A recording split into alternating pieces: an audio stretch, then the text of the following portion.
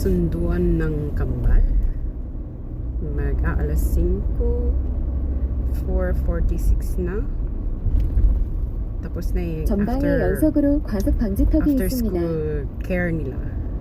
Grade 1 and grade 2 natatapos sila ng alas 12 ng tanghali so may special class sila or parang daycare class.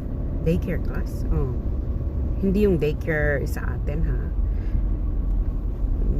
Meron yun 과속 방지턱이 program 있습니다. ang school para sa mga working parents.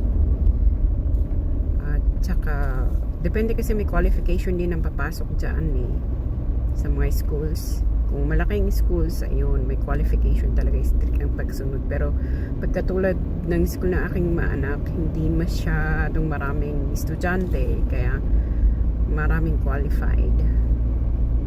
May puntos-puntos din kasi kaya buti na lang allowed ang kambal.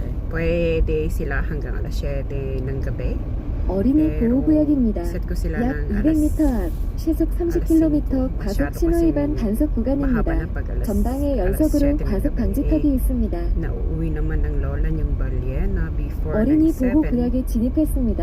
Kaya 서행하세요. hanggang alas 5 lang ang kambal. Sa likod ng school ulit, mas maganda pala.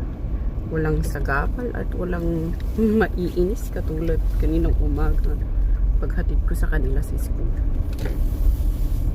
May nakaparata pero at least hindi naman masyado marami. Ganito pagparada pala.